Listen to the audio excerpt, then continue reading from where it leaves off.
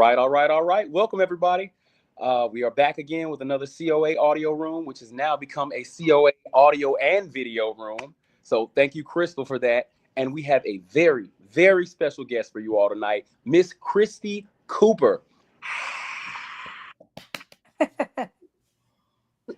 All right. So for those of you who are just joining us, Kristy Cooper is the founder and CEO of Team Cooper Entertainment. She is a six-time Emmy award-winning showrunner and executive producer with over 2 decades of experience in media. Now, Team Cooper Entertainment specializes in positive storytelling and show development, and they have done projects with several production companies, including PBS, CNN, BNC, ESPN, and so many more. So, ladies and gentlemen, I have the pleasure, no, the privilege of introducing you to Miss Kristy Cooper. Again. All right. So I'm not going to take up too much time, but we're going to dive right in. So, Kristy, again, it is a pleasure to have you with us tonight. I know. Pleasure is all mine. I'm so excited to be here with both of you. All right. So I'm going to dive right in. Tell us how you got started, because CNN, ESPN, NBC, the names are... It's a crazy backdoor story. It's the craziest. I was in college and I was actually pre-med. And then I switched to dietetics and I was like, because I was like, I don't know. It's gonna be malpractice. I don't need to be in nobody's hospital. Fair enough. Way. Yeah, I already knew. But I love taking the creative writing courses. In fact, I took a creative writing course with Nikki Giovanni. She was there at my school. She was a professor. I did all the things, like they needed an actor for something. I said, I'll be in your project, to those students, helping out those student directors. And then a woman came to campus. She was a health reporter for CNN. And I said, wait a minute, you're on TV? You're talking about health on TV? She's like, yeah. So I stalked her. I graduated. I was supposed to go to some sort of, I found these different communication programs that were on the medical side. There was one at NYU, there was one at Tufts, and I had applied. And I was waiting to go to grad school. And she wrote me back, in the old days, right, writing. And she said, I got you in, girl, got you an internship at CNN's medical unit in Atlanta. And I said, wow, I'm from Virginia. So I said, oh, what? So I dropped everything. It was unpaid. I was there for 3 months with the medical unit. And this is during the days of Ted Turner. So he would come in all crazy. I loved him. Just nuts. Slide in the newsroom, with Jane Fonda. She's bougie. He's like, what's for dinner? Loud and stuff. Like, whoa. And I liked it so much that at the end of the internship, instead of going to the grad school program, some of the producers there said, we think you should compete to get into this video journalist program. And I said, what's that? They said, well, there's 2 paths in CNN.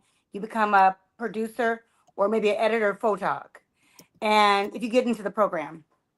So you had to know all these things about world events and news and current events. And I had the interview, and I actually beat out some journalism students. It's crazy. And went into TV, didn't even go into medical and health, went into straight broadcast. And the rest is history. It's so crazy. And so I worked at different networks, and nothing to do with that original major. So it is a different way, but I always had that love. I took those classes, but it wasn't part of my major. So, love when our guests give us their backstories, because it's never the same thing. It's never like, okay, I knew exactly what I wanted to do from the moment I started. And maybe 1 or 2, but so often it's just like, I started here and then I completely just went a completely different direction. And it's mind blowing. Okay. Right. But it's sometimes like someone speaks to you because like you said, it was a backdoor story, or you were dropped into it and you're like, wait a minute, I actually love this. Like, I wish it's kind of was always in me, because I was always taking those courses, or, president of the drama club in high school, or I loved film, but in my family it was like, math, science. Right. The same thing, right? Yeah. Yeah, that's the route. That's the route. So, that was the route. I said, I can do this. Maybe I don't love it, but I can certainly do it. But this I love. I love storytelling.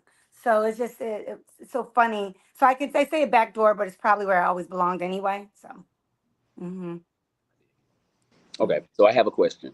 When I yes, your bio, I noticed that the type of storytelling that your company is very invested in is positive. yes, I think that's something to kind of hone in on because I don't hear that often. Most people just want to hmm tell good stories or they want hmm interesting stories, but very hmm rarely do I hear people say they want to tell positive stories. What kind of walk us through that a bit?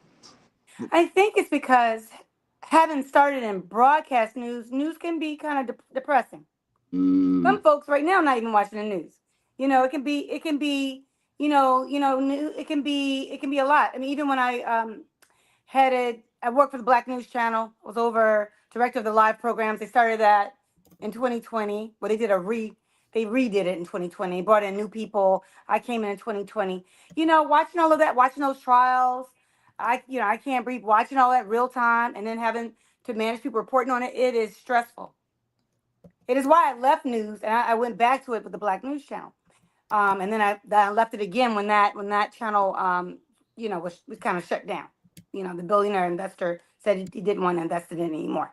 So in a way, it was a blessing and a curse, but more so a blessing. It was a curse because okay, nobody wants a channel to shut down with that has a great idea, but it was a blessing because I needed to get away from news anyway.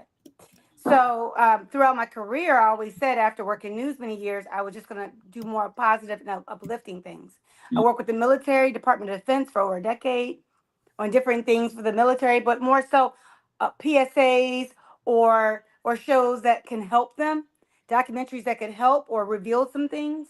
And mm, then when I got the opportunity to manage original productions at this huge PBS affiliate, they were small, but had gotten $157 million because this little station. This was like 8 years ago. This little station it was in San Bernardino, California. Which, if you know anything about the Inland Empire in California, it's an hour out from LA, but it's as large as its own state. So they had this antenna, right? The little station, this antenna, but the bandwidth could be used by from cell phone providers. So they put it up for auction, and that's what they got, 157 million that's insane. for something Wow. they weren't even using really. And so because basically it was attractive to cell phone providers because of the reach. They're reaching the amount of people as a state. So they had asked people to come in like Ocean's 11, different people with different skill sets, right? All of us descended upon this small college that had this PBS station. And they say, Kristy, you're heading original development with the crew, managing the budgets and stuff, with the crew, working with obviously the GM and everything. And they said we wanted to tell stories that are positive, and that's where it first started. They want to tell stories about the community. And I said, well, I want to tell stories that look like the community. So I've been doing news and working with the military until that point. And now I'm in this opportunity where they've got the money and I'm looking at what's currently there, and none of the program reflected. It looked like the donors, but not the people, which were largely Black and Latino communities, like Hispanic communities. So I started saying, this is what I like doing. I started feeling good. We did a documentary about a boxing program that helped keep kids out of gangs. We Mm, followed them, and it was called Hopefuls because these people were Olympic hopefuls. But what they had to do to train was amazing. Just to not go into their home life, the gang life, whatever, to get them there was dangerous. For them, we followed them, and that was one of the docuseries. I did 11 while I was there at the PBS, and that program now was awarded as of 2 years ago top nonprofit in all of California, and the state awarded them like millions of dollars. Whereas when we first came there years ago, we did docs, nobody was thinking about, mm. even though they were doing good work. So Ground. that lighted that fire. Like, I want to keep doing this. I can do that. I can't even do news, but I would rather do things that are highlighting some uplifting things that are going on. to make the world a little bit better. Trying. I respect it. I respect it. That boxing series, was that in based in the Inland Empire, about the boxing camp that's based in, because I'm from California, I know, and you're right, Inland Empire is very big, but it's Mhm. outside of LA, which is also very big. Right. So, and that's what gets the focus, and Hmm. it's very Hispanic, and yeah, it's the demographic is very heavy in Hispanic. Okay, In great. San Bernardino, that's Okay. also where they have a lot of sex trafficking because it's a straight direct shot to Vegas. Yes. That's where they snatch him up and they train him in the bases in San Diego, training using that terrible term, and then they take those kids to Vegas. All kinds of horrific things going on. But then the city is trying their best to do good, to do new programs, and there's a lot of good things. And so we were there, and I was like, wow, they're talking about all this bad stuff. Well, here's this organization, and they actually have, they have a lot of folks that went to the Olympics, and the Terrible Terry is his name. We followed him when he was 11, was part of that hopeful series about these kids, and now he started fighting professionally as of this year. He's got a flawless record, so it's amazing to see this. And he fought at the Olympics, the Junior Olympics and all that. So it's amazing to show that, and they show the docu-series at USA Boxing at their different bouts. They show the docu-series. So these are things that fuel me like, well, we got enough doing that. I am working on some grittier projects, but the underlying message is still hope. So You, Yeah, yes. Is that what you want to focus on, is the hope, or you want to transition to that grittier projects? Let's speak on that a I'm little bit. working, for example, I could loosely talk about it, but not too much. Yeah, I can't wait. I'm working with one of those, and it's scripted, but we're developing it right now. It's about a one of the bigger, more notorious blood gang members in the late '80s and '90s, and that was in that area.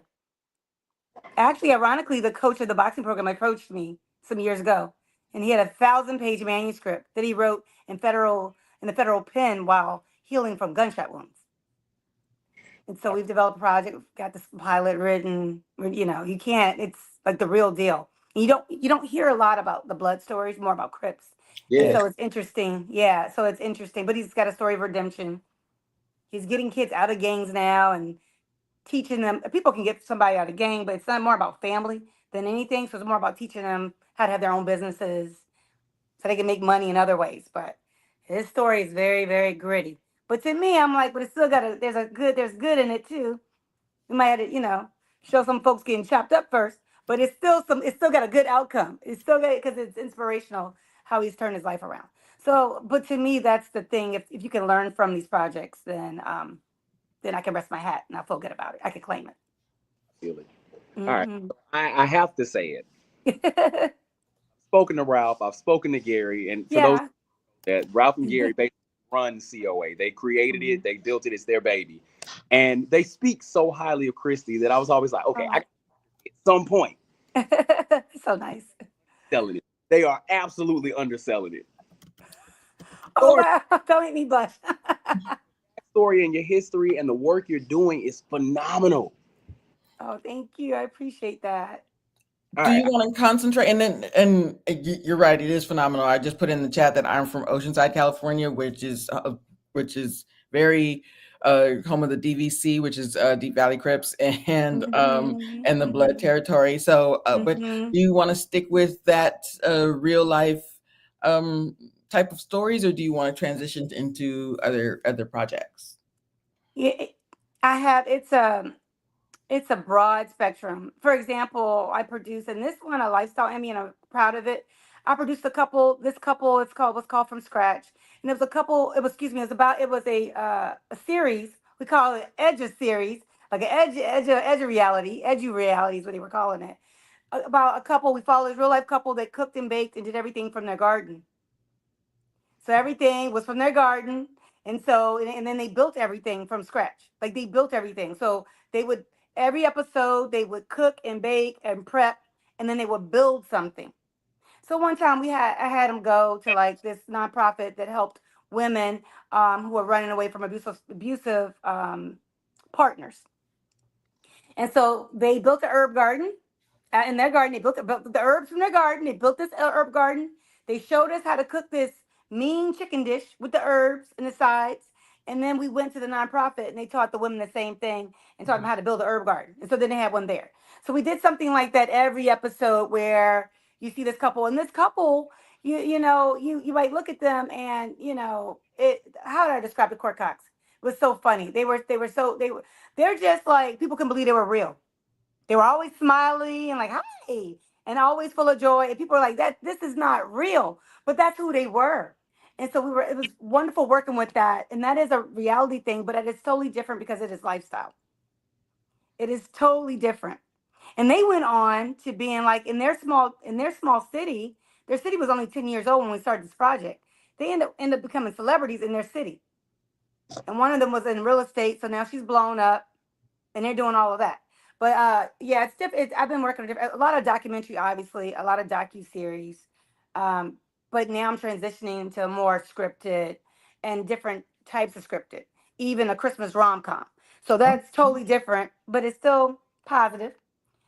But there's to me different dimensions of what positivity is. I don't think it's all muffins. I don't think it's Right. all blood walk either. So I think it's a different. There's different ways to inspire people, and there's different. And then and largely, besides the projects that I'm working on, which is quite a few right now, I also work with other producers to package their pitches to Mm. make it more attractive to networks, Oh, which okay. is which is a harder spec because I know a lot of producers and they're talented. I know a lot of crew, whatever. This is like what we need to be more have more education on. It's just because there's gatekeepers. It's just actually the project greenlit. And so I have that's what I've been doing ever since. I mean, I started doing it before I took the BNC job, but then after that network collapsed in 2021 because of toward the end of it, and mostly in 2022 was when they let everybody else go. Um, I decided, okay, I'm gonna get back to that. I was doing that in California. I'm gonna do more of that now and just stick with that. Developing these projects, producing, but also picking certain clients that I'll work with and also certain partners, depending on what it is. Client you work with, you help them achieve their goals. Partners, we work together. It's Hmm. our goal. It's our project to make sure the packages are right. That's one thing I have learned. Uh, like the first thing is, I was on a panel a month ago. This was kind of funny, and that I was asked, how do you keep your mental health in your position? How do you keep your mental health? And I said, well, I have to create boundaries. If my meetings are 30 minutes long, I like to keep them 30 minutes. If they're an hour, I keep them an hour because then I can refuel and refresh and get ready for the next thing. I said as a blanket statement because everybody wants a show. And then the host was like, that's a blanket statement. Everyone doesn't want a show. And I said, in my world, everyone does want a show. And then later on, a really nice gentleman who was beside me, a panelist, was like, I want to talk to you because I want to show. Can we talk after this panel is over? And I was like, yeah, sure, sure. He actually had a really good idea for his show.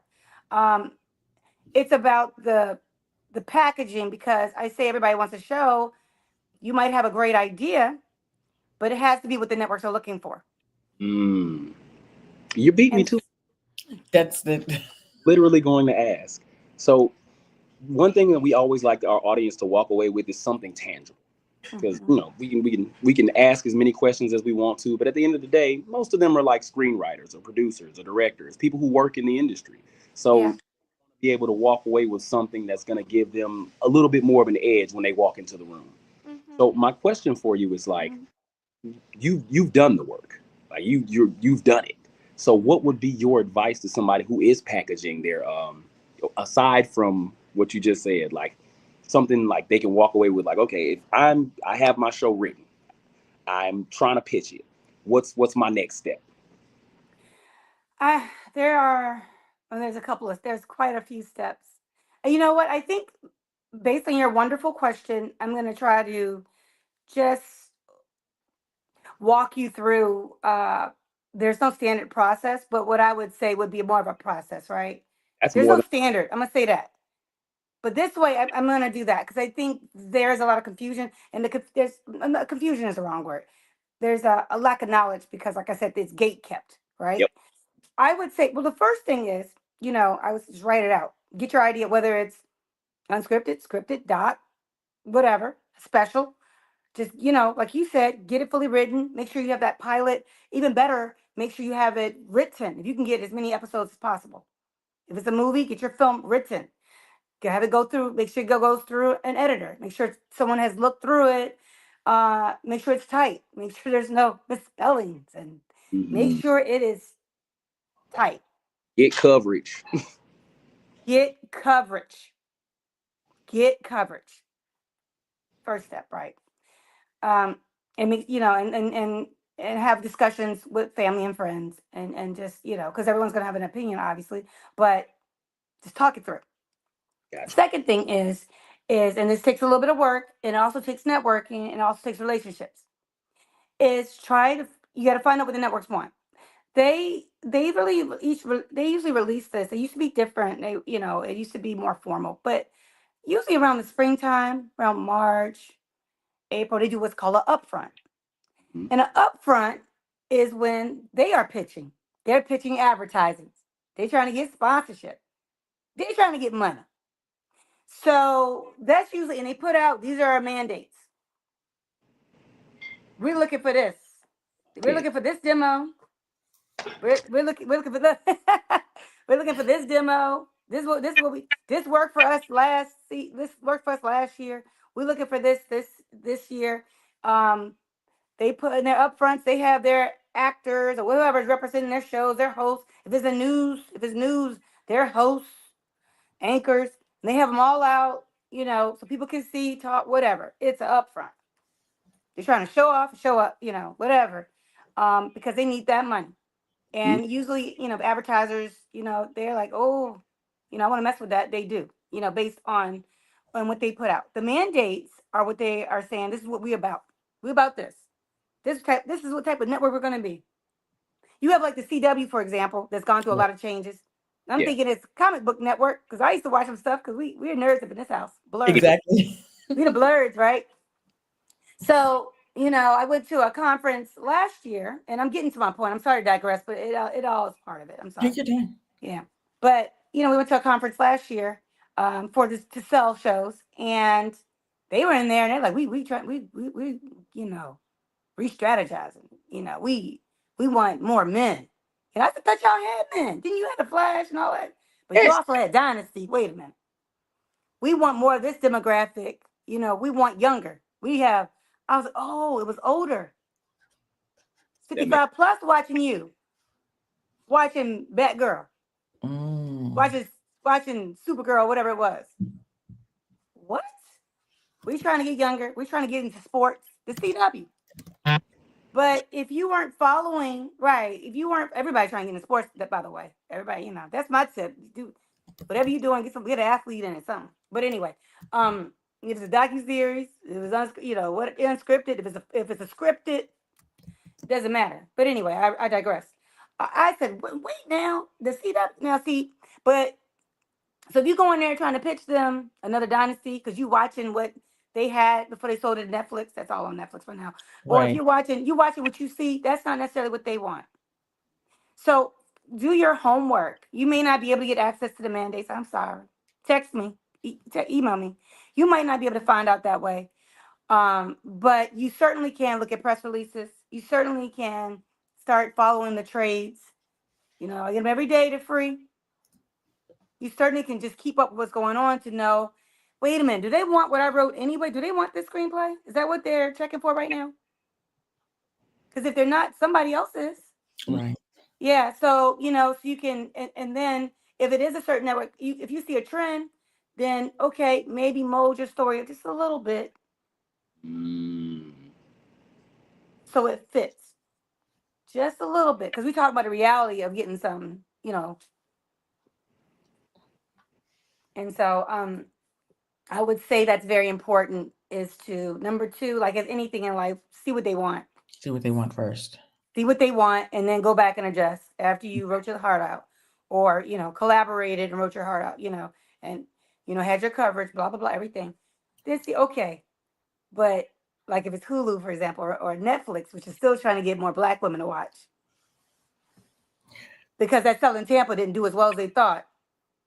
The spinoff of Selling Sunset. So they're like, Right. we're still trying to get into this.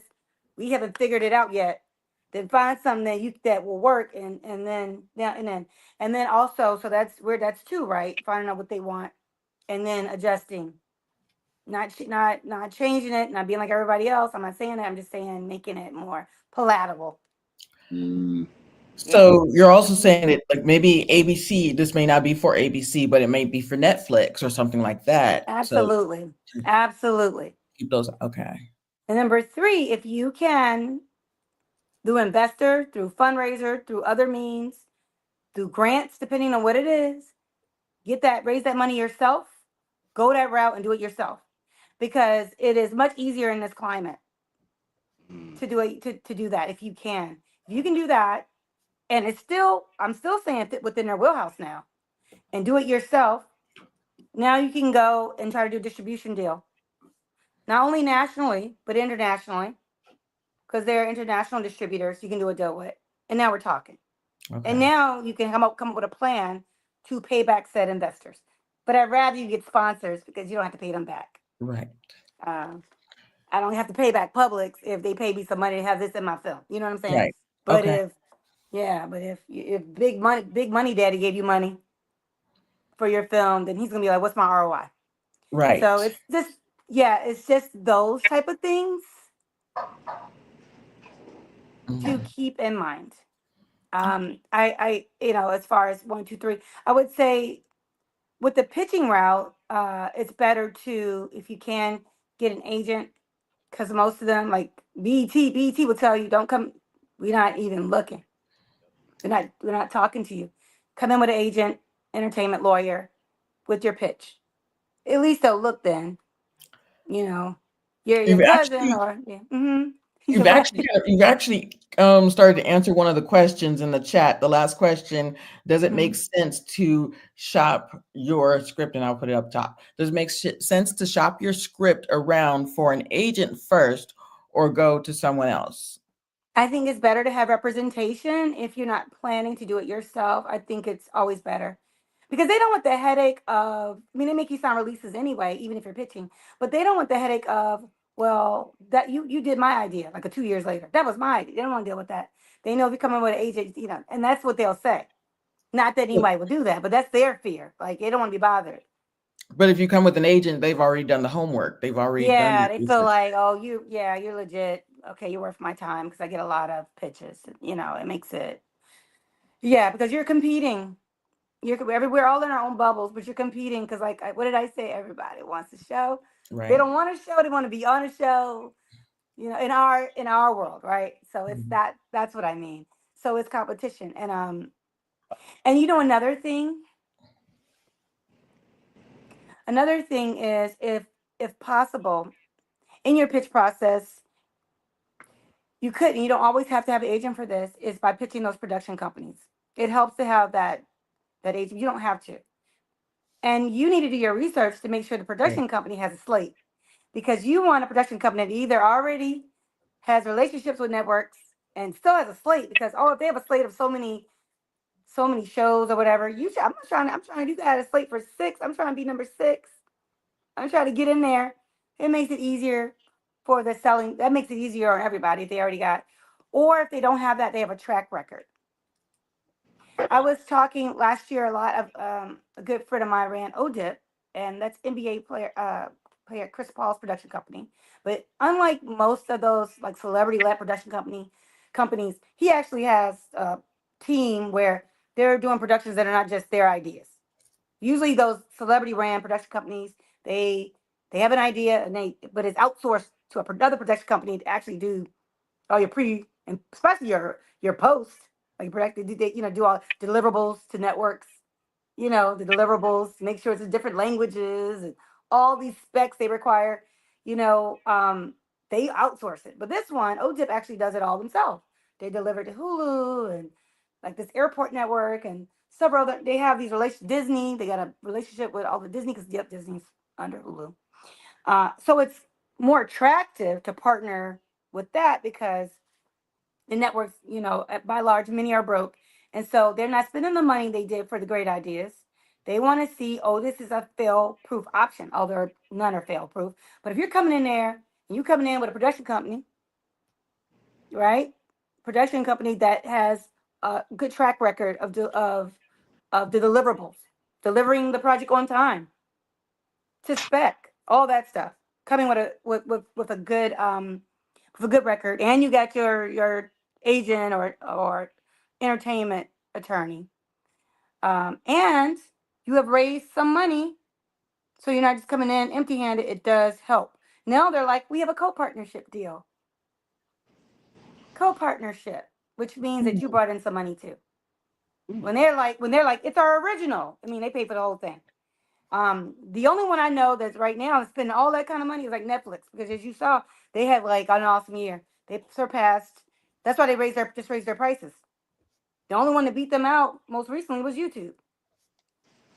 And they have such a killer budget. I looked at their budget, millions for productions for slated for this year, billions for the productions. Whoa.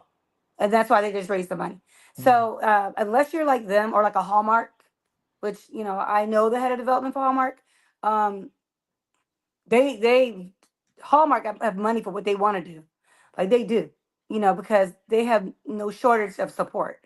Um, just come knowing I better raise some money if I'm not doing it myself. I better have something offered when I'm coming to the table. You're It's a coming to- lot of work, but that's what it's taking these days because it's different. The environment is completely shifted. right. It's yeah. Mhm. It's after all those strikes and after COVID, it is different. So. Different. Let's go back a little bit. Mhm. Chris G had a question. What was your favorite company that you worked for and why?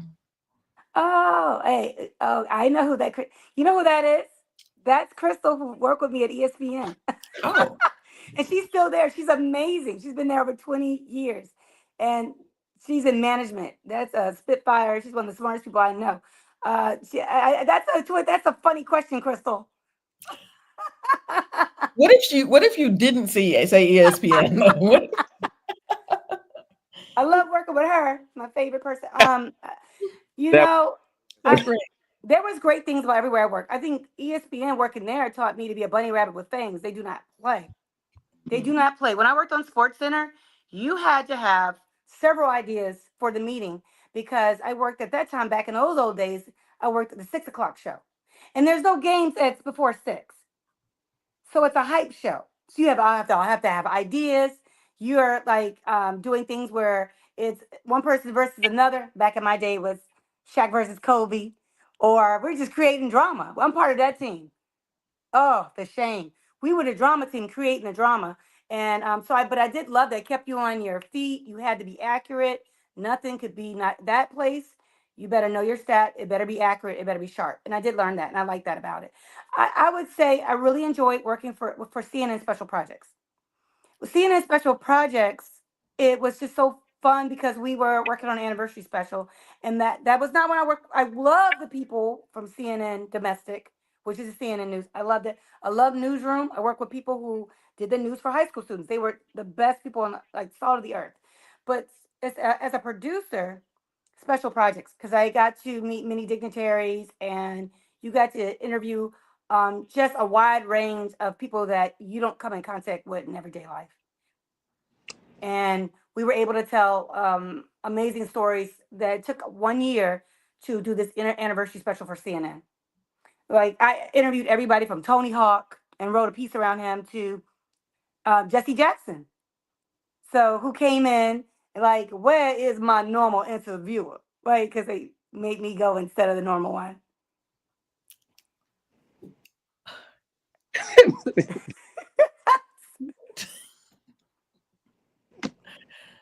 I'm trying. Back in the day, and I was able to tell him, I know you're tired. I know you went to Rosa Parks' funeral yesterday. You must be exhausted. We are so grateful that you flew in today. Where are your people from? I said, oh, Petersburg, Virginia, sir. Can you sit right there? Mhm. Roll those cameras. He was great. So it gave me an opportunity to work with just a variety of topics, a variety of people because it was for a special. That was so fun.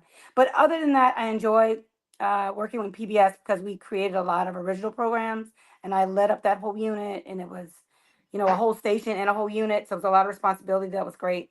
But I can say fun things about everything. I worked with the military, were fantastic. The BNC folks, every network I've worked at, I could say something really good about. But I did enjoy special projects because of the project. So, what was your most memorable interview?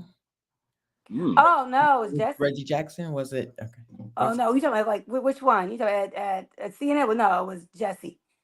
Jesse? Jesse, and this is, he was a little bit younger than that. That was my most memorable because he was pissed and tired, and just to be able to get him to relax, and they had me do it at the last minute. His normal interviewer Mm-hmm. was sick or something. So it was great to slide in. And then he was, such a pro just watching that. It was such a pro because I had to show him different events that had happened over a 25-year period. And he would see different clips and react to it. And it was like he was like a pro, obviously. But that was probably my favorite. I, interviewed a lot of people in these later years. I've managed other people interviewing people. But that one for me stands out, is a favorite. Okay. So I have a question. Yeah. Production is a very collaborative effort. Like, Hmm. what are some things that you look for when you're creating your production team? I like a family environment. I like a supportive team. I like people who can laugh because sometimes things can get stressful depending, on what you're working on, especially live stuff, like live, obviously. But I like to people who I can tell who are, to use your word, open to collaborate. Like if someone's sharing an idea, they're listening. So I do watch for those type of personality traits. People that are not just creative but are very vocal about their ideas. It makes it easier. You don't have to guess. Mm. I like working with enthusiastic people. I tend to be a little upbeat even without the coffee. So I do like everyone doesn't have to be alike. We don't have to be homogenous, but I do like a supportive group. And I usually honestly cast that. And so usually when I'm either if I'm casting or if it's like being HR and hiring a team, it's like that's what I like. When I was at BNC, this was challenging. They asked me to hire different producers from around the country. And I actually had to recruit people who had jobs and get them to move to Tallahassee, which we love living there. Moved to Tallahassee during the middle of a pandemic. But if it's 2020 and it's December and it's the heart of COVID, you don't want to go anywhere. No. So with certain types of people were expressive, people who would come, those type of personalities who had a little bit of adventure, and people who like to work in groups. I like to laugh. I'm also pretty direct, but I like to laugh, and so those are the things I look. Those people that came to work with me said, "We coming to work with you. We can tell your vibe and stuff. We coming to work with you." But then individually, they all were super talented. So I do look for also a past history of excellence, people that care about their craft and beyond the real. I see your reel, but what did you do? No, what did you do? And then that helps me because you do want we do want a more solid team, but also those warm, enthusiastic personalities.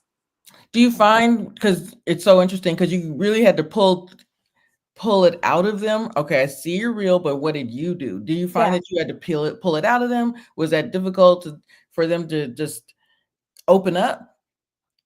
The people that actually, like when you look at their reels and they actually did most of it or had key parts, because it's collaborative.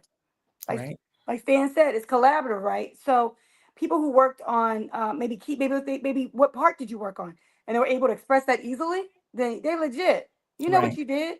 But Yeah. people that are talking generically or maybe don't even answer in a way, then you know you didn't contribute. Even if your contribution was, well, I was there, but I got the coffee. Well, then that lets me know you kept the people hyped.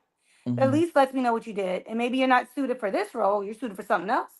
You know, maybe you're suited to be assistant that learns and we can help elevate. But I need to know what you did. And some do put that, I did this and this, or I did all of this, and that helps. All right. All right. So we're getting close to that 8 o'clock mark. We got about 14, maybe 15 minutes. So I have to ask the question. And Okay. you can absolutely tell me to go away. Okay. Gotten Ralph's side of the story. Yeah, yeah, yeah. Got Ralph's side of the story. I Uh-oh. ask how y'all met Uh-huh. and how it happened. Well, at that time I was working under DOD, Hmm. and there was a big conference. It's a big advertising conference that's every year, and they had a special thing called like promo writers boot camp. And at that time, I was head of creative services, so I had under me different editors and graphic artists. And that was like my team. We were working with other folks that were doing the actual shows, but my team was a creative bunch. And so I said, well, let me see what they're doing for with promo, how they're doing posters, what they suggest for billboards, all four forms of marketing these shows. So I went, and the first day I get there, I saw Ralph, and he looked familiar, and I didn't know why. I was coming up an escalator, and he was there with a client. You know, Ralph's an agent, talent agent. He was there with a client, and as he said, "Hey, it's me." Then I said, "I don't know him," because I thought I knew him. I said, "I don't know him." So anyway, he seemed so friendly. So he saw me later. He said, "Oh, this is my card. My name is Ralph. I'm here. Why are you here?" And we exchanged cards. And then every day during this week-long conference, he was trying to like sit beside me or something, but it never happened. Like we was always trying to sit, it was fine. I thought he's the nicest guy. Well, on the very last day of the conference, I was exhausted. I was still for some reason hadn't caught up to that Pacific time or whatever. Mhm. And I said, I'm just going to cut in early. I'm not going to these events because they had a lot of events. And so he called me and he said, because he had my number. I said, what is this? He said, hey, it's Ralph Cooper. And I said, oh, hi, Ralph. Nice to meet you. And he said, hey, why don't you come down for some drinks? A few of us from the conference. It's called Promax BDA. Promax BDA. So why don't you come down to the bar? And I said, I'm tired. It's nice to meet you. Let's keep in touch. I have to get some rest. I have a flight in the morning. And then he said, but I may never see you ever again. And I said, oh, it's a little strong. I said, well, okay, I'll meet you. He said, I'll meet you at the elevators just for a quick bye. I said, okay. So I'm going down the elevator, unbeknownst to me, because there's a Promax BDA, which is a very nice conference. There were some ladies of the night propositioning Ralph. So as I'm coming down, he's like trying to shoo them away as I'm coming down the elevator. And he sees me coming down because it's like, you can see through it or whatever. So by the time I got down, I didn't realize he was like, oh. And I was like, I'm here. And then he had this whole speech. And Ralph may deny, but this is what it was. He said, I don't date long distance. And I said, oh, I just came down the steps. I don't date. Yeah, that's your intro. I don't date long distance, but you seem like a very nice girl. And if you lived here in LA, I would date you. And I said, well, that's really nice. I said, you never know what happens in life. You never know. And we gave each other a hug, and that was it. I went on back upstairs. He ran from the ladies of the night. The next day, when I landed at BWI, because I was living in DC, in Baltimore, I landed, got in the car. I get a call, and it's Ralph. I just wanted to make sure you made it back safely. Oh, My boy, Yeah. that's it. Yeah. And then ever since then, we started talking like every couple of days. And then became every day. And by the time I saw him, which with the conference was in June, and I flew out for his 40th birthday, which was in November, he proposed. And we were married by the next year. And it's been the craziest thing. Because we didn't weren't together till we got married. We were living separately. But we talked every day on that time was, I don't know. Wasn't Zoom or anything back then, but Right. yeah, Or we FaceTime or wasn't FaceTime. What was before FaceTime? It was the other one that. So we talked do it. and Okay. yeah, yeah, and so that's and we're 11 years now. So man. yeah, when it's right, it's right. Very smart. Exactly. Yeah. Exactly. Mm-hmm. So Ralph, Very Ralph, smart. Oh, it was Skype. That's right. It Skype. was It was Skype. Skype. It was Like Skype. you said, Thank what you. I was was like, it what before was it? It was Zoom? All right. something. Yeah. So uh, what would be your big if you had all the money and you could just write your own project and yeah, if you who would you cast? Who would be your big production? What would you do? What would be the genre? Who would you cast if you had $1 billion? If you had the money to have your big project? If you know, honestly, it is the projects I have right now. I think I'm working on some really solid projects. I like the gangster redemption story. I like that story so much because as redemption. There's a big redemption arc, and I would cast some of we were that's a question I should flip back on you guys. Who would you think? We have a discussion in our home all the time about who is the new Denzel, and we go back and forth about this all the time.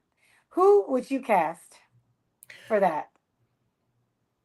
Who is the Okay, I know. Okay, And the the new character is someone Denzel. that I'll has answer gone that through some question. things. The new Denzel is Aaron Pierre. Oh, I would agree. The new Denzel specifically is Aaron Pierre. Just what?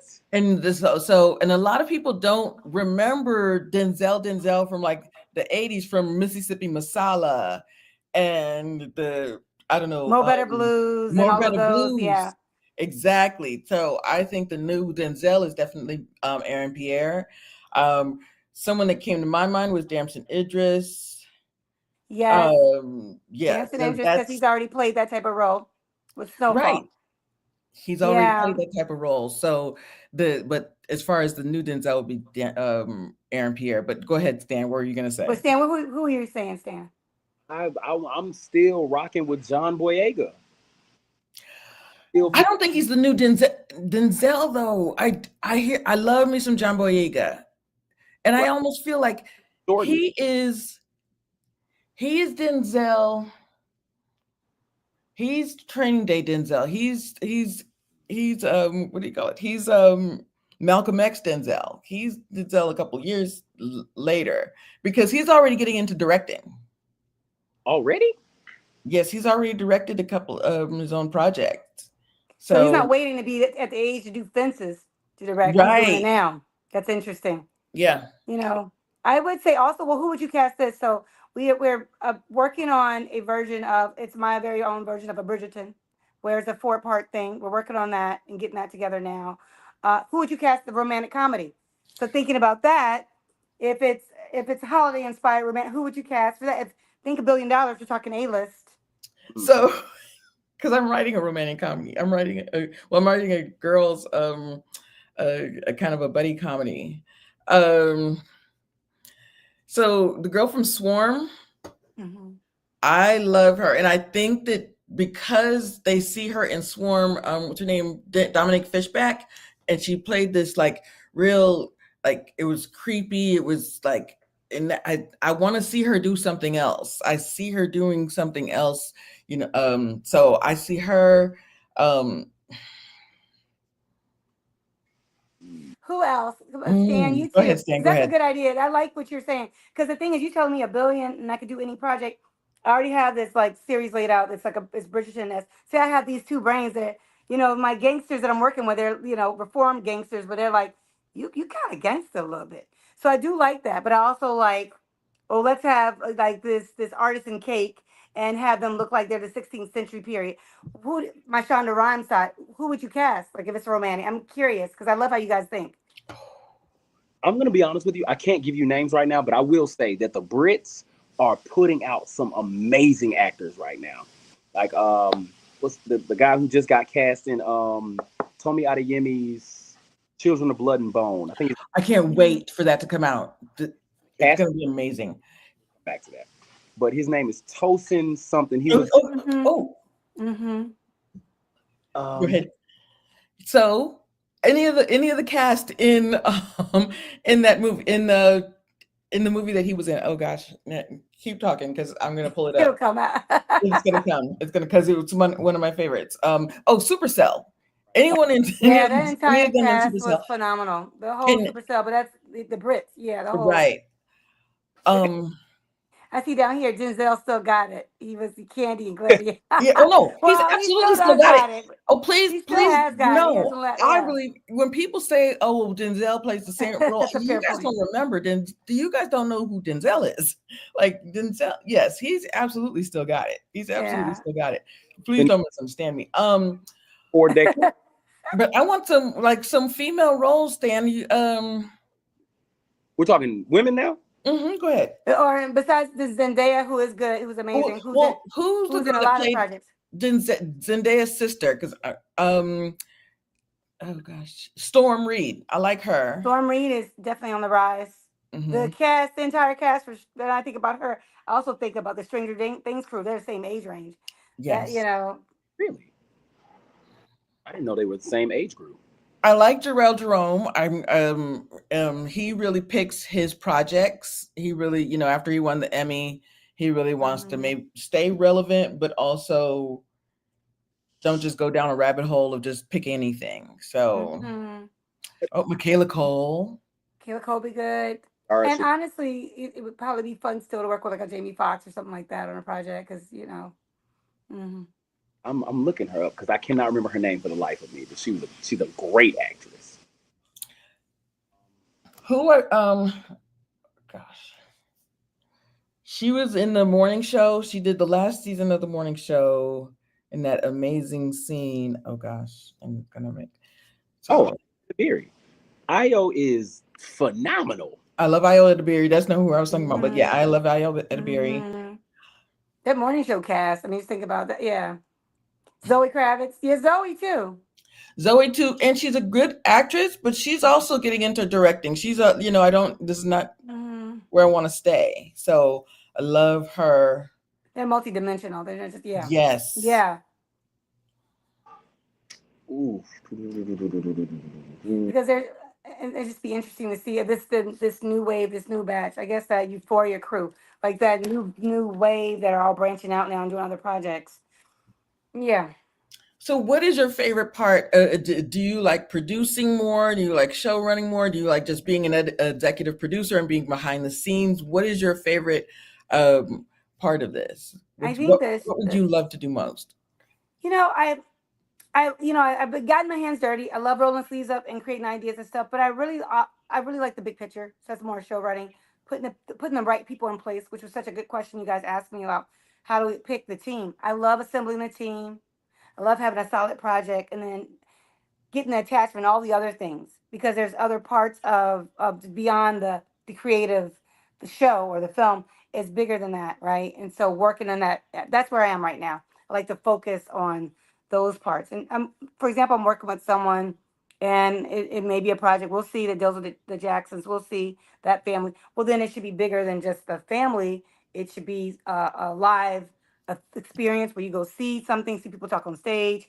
I like things that can be fully immersive, that now people want full experiences. They just don't want something flat. They want to feel like, especially, and I was talking about this with a colleague, with the advent of AI, they want full experiences where it's not just the one thing. We can actually come and see something. I think that's why Hallmark is doing so well with their cruises. Hallmark has this cruise where you can see the people that are in the holiday movies. You can go on the cruise and spend a few minutes with them. They're getting paid a lot of money. They're charging a lot of money to go on these cruises, but it's immersive. It's experience where I can see and touch you. Not touch you really, but you know what I mean. Be in close quarters. Yeah, it's a full experience. You got your swag bags. You got I'm on the ship with other people like me. It's a community. That's where things are, and I like being part of growing things like that. That Hallmark, by the way, those cruise ships, they sold out when they first launched it like a year ago. They sold out same day and had like a waiting list that this guy said was like, I don't know, like 80,000, some sick number of a waiting list of people trying to get on the cruise ship. And I said, what? Just to spend some time or see, maybe not even get up close with the actors because they have their own fandom. I think they got a shot. Yeah, I probably think they got a shot. I saw what you like on that movie. But that's what I'm saying. More like being part of I enjoy creating the bigger, the legs to it, the branches, and not just the project, but the bigger picture. I dig it. If that makes sense. No, absolutely. Go ahead. All right, ladies and gentlemen, we have officially hit that 8 o'clock mark, and we want to make sure that we respect everybody's time. So we are here every Thursday from 7 to 8. And once COA gets back rocking and rolling, be prepared because we will be bringing you all back.